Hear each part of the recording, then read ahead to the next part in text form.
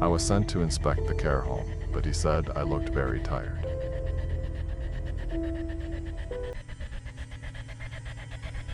My job is to make sure people die with dignity. I never thought I'd have to stop someone from helping them do it. The floodwaters had receded, leaving the world coated in a thick, gray skin of mud. Everything smelled like river bottom and rot.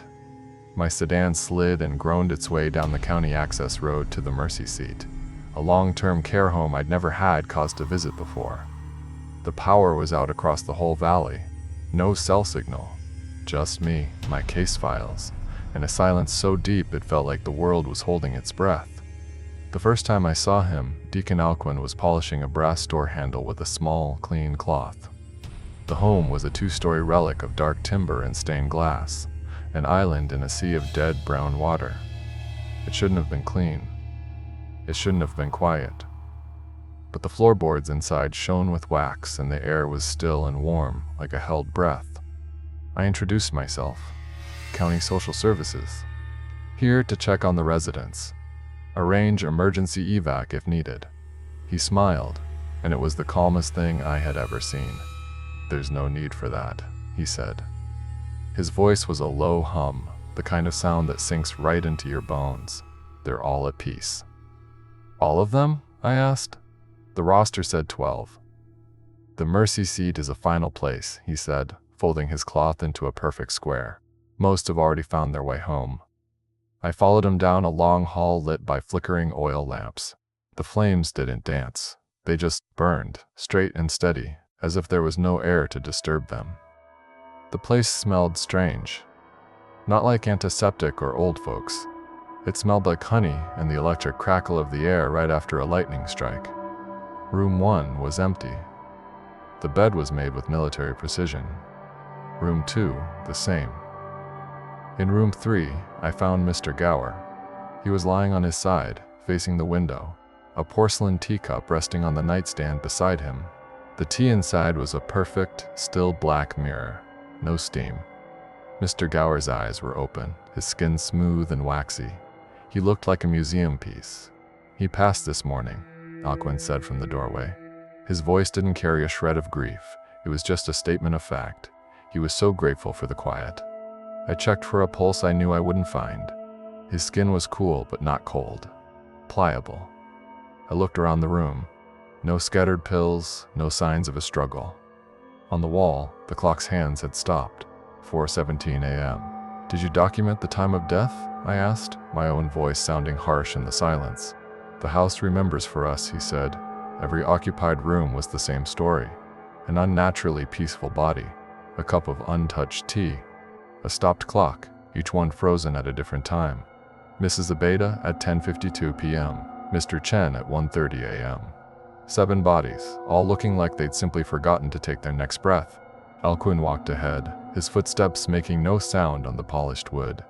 As we passed a large, gilt-framed mirror in the hallway, I saw something that made the hair on my arms stand up. In the reflection, Alcuin was right beside me, his hand on my shoulder. But I turned and he was 10 feet away, down the hall, looking at a painting. I looked back at the mirror. Our reflections stood there together for a second longer, his hand still on my shoulder in the glass. I felt a phantom pressure, a deep cold spot on my jacket, right where his reflected hand had been. I think I stopped breathing. I blinked hard, and the mirror was just a mirror again. He was gone from my side. "Must be the stress," I told myself. "The fumes from the floodwater." In the kitchen, a huge stock pot sat on the stove, a low simmer stirring the contents, though the gas hob was cold and dead. The honey ozone smell was thick here. It coated the back of my throat. "What have you been cooking?" I asked, trying to keep my voice steady. "A broth," he said, wiping the spotless counter with his cloth, "for strength." I had to get out of there. I needed to call this in. I told him I needed to see the staff logs and resident files in the office. A formality. He just smiled that serene, placid smile. "Of course, this way." The office was as tidy as the rest of the house. On the director's desk, there was no computer, no phone. Just a small, intricately carved wooden box. Alcuin stood in the doorway, watching me. I opened it. Inside, nestled on a bed of black velvet, were 7 small wooden birds. Each one was carved from a different wood, detailed down to the last feather. I picked one up. It was heavy and warm to the touch. On the smooth, flat underside, a name was burned into the grain. Anselm Gower. 4:17 a.m. I picked up another. Mei Ling Chen. 1:30 a.m. My blood went cold. At the bottom of the box there were 5 more birds, all blank. Uncarved, unpainted. Waiting. What the fuck is this? The words came out in a whisper. They are memories, Alcuin said, his voice as gentle as ever. He stepped into the room. The air grew heavy. The body is just a vessel. It's the stories, the pains, the regrets. That is what weighs a soul down. I help them put it all somewhere safe, so they can be light enough to leave. You're killing them. He looked genuinely hurt. A deep frown creased his brow.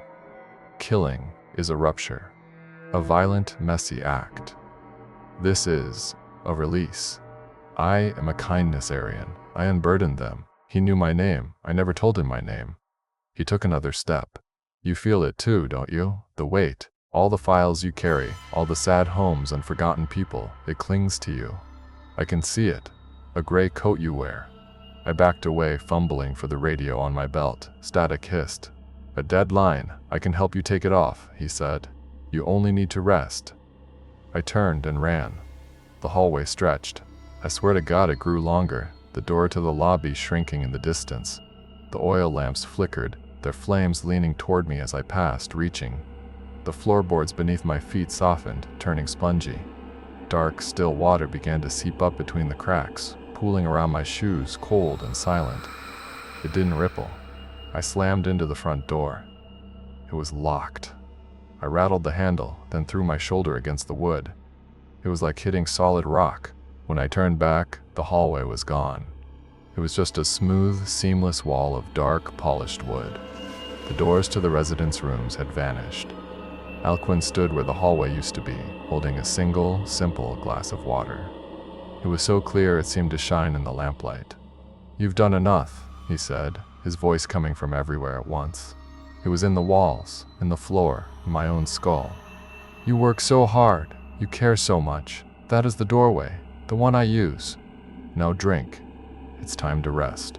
The last thing I remember is the smell of honey and ozone, and a quiet so profound it felt like the end of the world. Excerpt from Sheriff's Deputy Bodycam.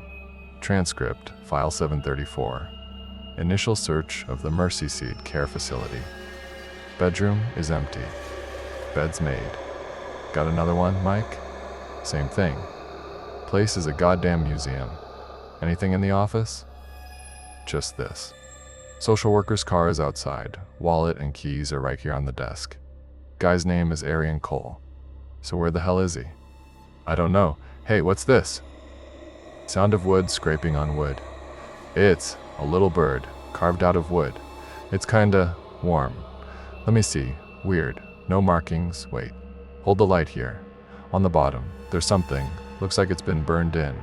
Real faint. Silence for several seconds. Jesus Christ. What? What does it say? It says Aryan.